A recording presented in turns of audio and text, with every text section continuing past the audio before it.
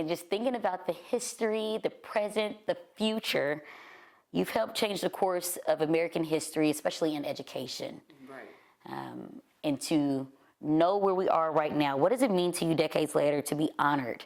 I was just overwhelmed with that call that I received to be honored here in your own hometown, and yeah, this is where I grew up and born here, went through all the school systems here, or school system, from the segregated school to the integrated school of Little Rock Central High. So it means a great deal to me. Yeah. Speaking of 1957, from my understanding, 14 years old. That's correct.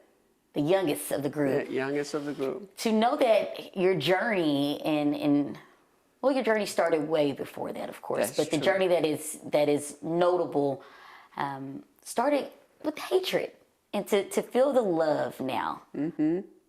Well, I had the love of family and neighbors and, the community that I was involved in, even at that time. And because of that, that helped me to get through that time of anger from others and the harassments and so forth. So yes, that's the way it was then, but I hate to use the word hate to start with, but that's what took place. So I have to accept that part of it. I didn't expect it for so long, to be honest with you. I knew that there would be some pushback, but I also felt once they got to know us that everything would work out. It didn't happen that way, but we're fortunate enough to be able to see through all of that, and it's 7 of us are still here, so we feel blessed, and I know I do. Absolutely. I think I appreciate your optimism even then. Yeah, well, even then, that's because I was not raised to hate anyone, and so I look back on my foundation, which was the support of the learnings that I received from my parents and from my extended family. I had a large extended family here, so the expectation for me was to do the best that I possibly could in school and in my community and to give back. I mean, that's what we did in our family. So that was my foundation. So what was taking place, I kind of felt sorry for them because I really had a right to be there, and they did not understand the law as I saw it, as far as Brown v. Board of Education was concerned. And so, in a sense, I felt sorry for them.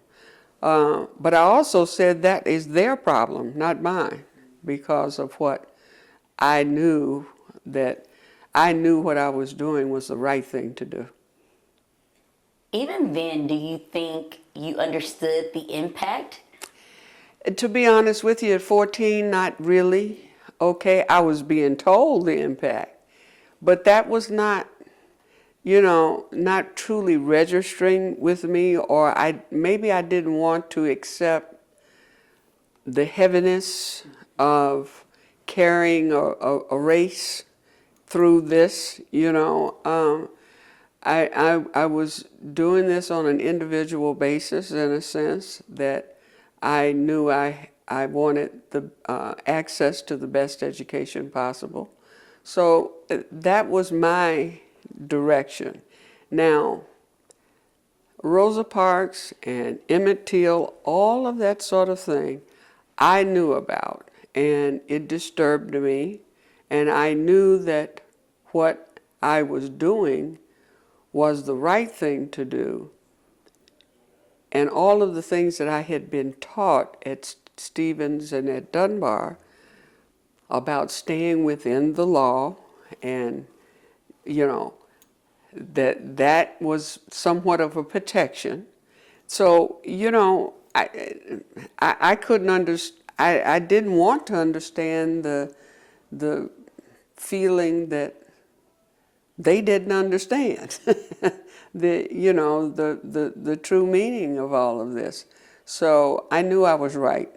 So once you know what you're doing, you're going down the right path, it's just somewhat easy to do. And that's what I did. I blocked out all of that other noise around me. After hearing the screaming and the negativity of words and so forth towards us, I just considered them ignorant. And I just kept on moving, kept on going forward. To know that this honorary degree tomorrow, of course, acknowledges what you endured and everything that you were able to accomplish even after. Mm-hmm. Absolutely. Just as important. Yes. Talk about the full circle moment and maybe just even being in the room with our graduates tomorrow, the full circle moment of what this all means. Well, it's all about education. It really is. And so from cradle on, I was always told that the road to success was through education. And for you to take advantage of anything that's available that is going to help open up a door. That was always something that was on my mind. So, and to give back to the community. I mean, my family did a lot of that. Some of it I didn't want to do, but I was being taught to do it, okay? And I'm glad that it all took place. So with all of that, I have looked back over my career, and I have found that that is exactly what I have been doing. The things that my great aunts and uncles were doing, I have tried to do that and more. I have been on boards of various organizations, whether they were educational organizations or those that were discriminating people. So that is me. That's a part of my DNA. And so with that, and to receive this piece in my life is just wonderful. I'm just happy to be a part of this 20th anniversary of the Clinton School of Public Service and receiving this honorary Masters of Public Service. For those who look at you and say, you give us hope, you give us the feeling of pride. Mm. For anyone, any young adult kid here in the city of Little Rock, mm-hmm. and they're saying, I can't wait to leave Little Rock. I have to get out of here, right? Yeah. What do you maybe say to them if they have aspirations of being a change maker? Well, sometimes you do have to leave, okay, to appreciate what you had or want to go back to, okay?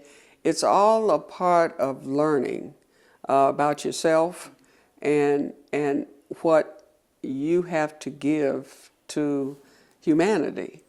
And so if they find themselves here and know what they want to do, I have always said this, you have to know who you are and know whose you are. So with that, you might be on the right path there as long as you're centered and know your direction. So if it means leaving, then do that. But if you don't have to, and you can achieve what you're looking for, and you want to be in your own community, then you do that. And have the confidence to do it. And then speaking of confidence, for those who may feel overwhelmed in the mm-hmm. world that we're living in now and wanting to make change and feel like they have so many adversities against them. Sure. What are some of the words you maybe will share, especially from your 14-year-old self? Well, I just think that young people really need to be with those like-minded people and have the opportunity to come to the table to help make change without confrontation. So if you can do that, if you can find that niche, do it.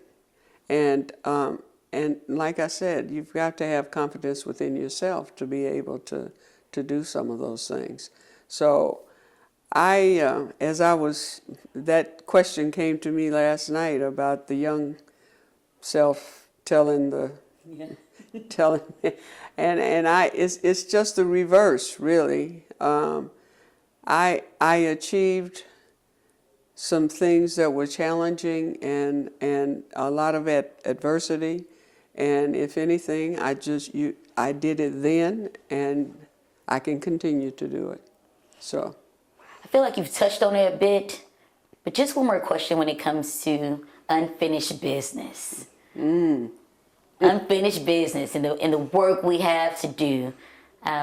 Any comment on that? yes, it's unfortunate that for 335 years we lived one way, and then from 1954 until somewhat recently, we had achieved a number of progress, a lot of progress. And unfortunately, that progress is being challenged today and taken away. And I say that we must be vigilant about trying to keep those particular laws, find a way to circumvent what is going on, finding the right group of people to be with to make those types of changes. And the sooner the better, because it does not take much to tear something down, but it takes a heck of a lot to build it back up. And for almost 70 years, we have seen a lot of progress. And unfortunately, that progress is being dismantled. And we need to stop it. And the young people will be the ones to do it. If anything, I think my group of people, age bracket-wise, should be mentors to them. They have their ideas of how they want to do things.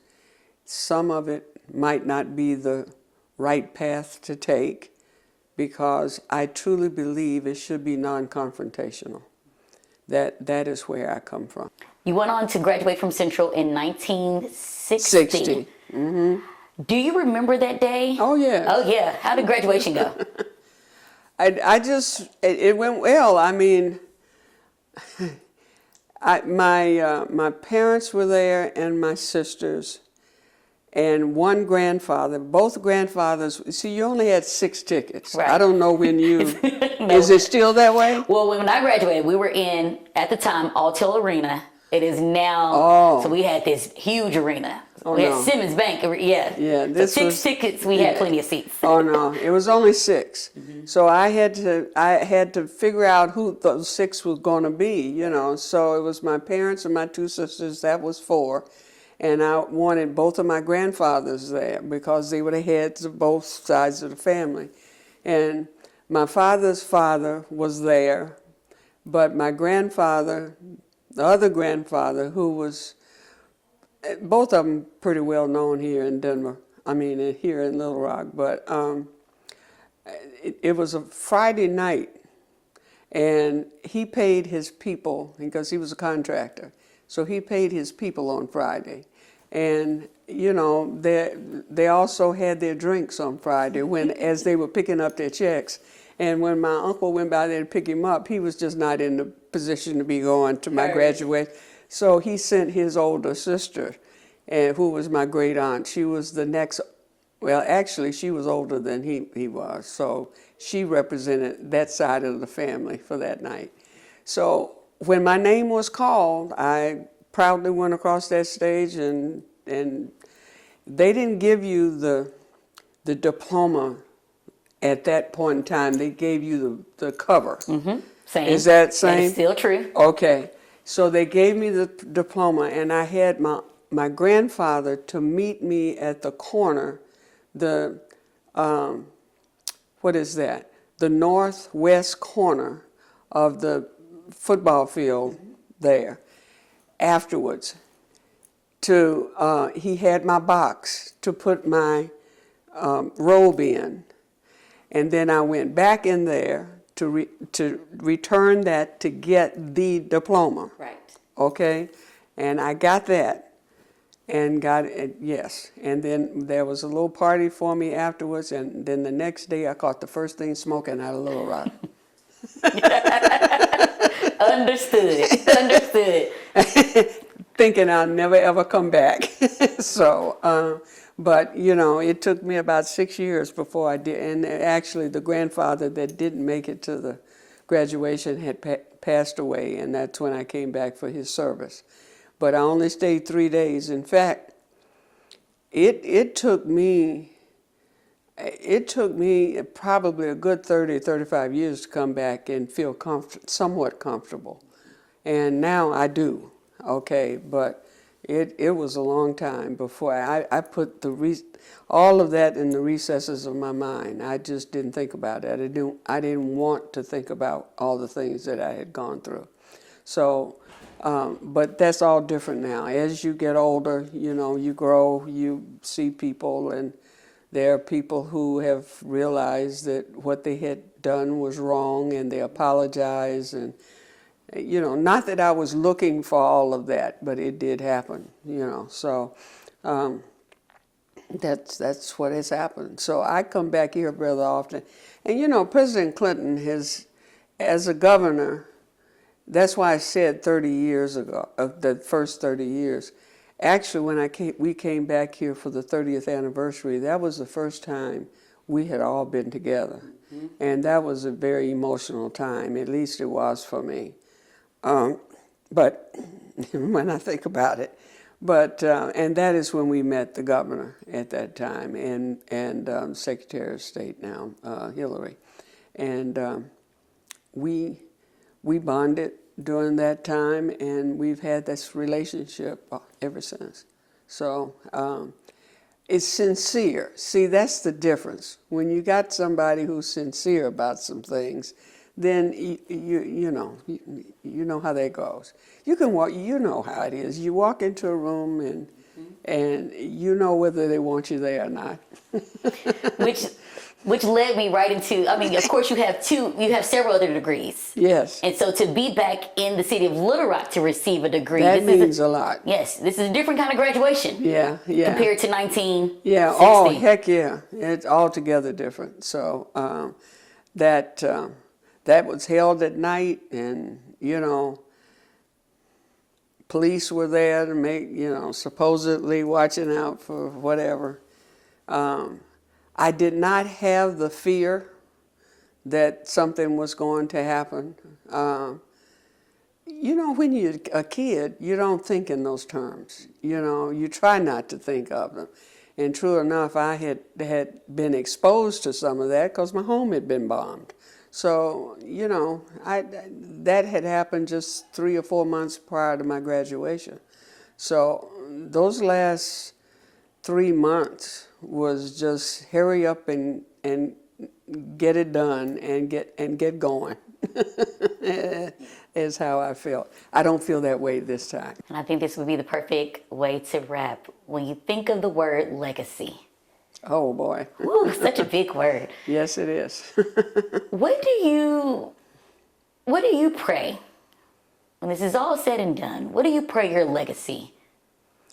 You know, that I did the best I could, and that I did it from my heart. I listened to my parents, and that was my foundation.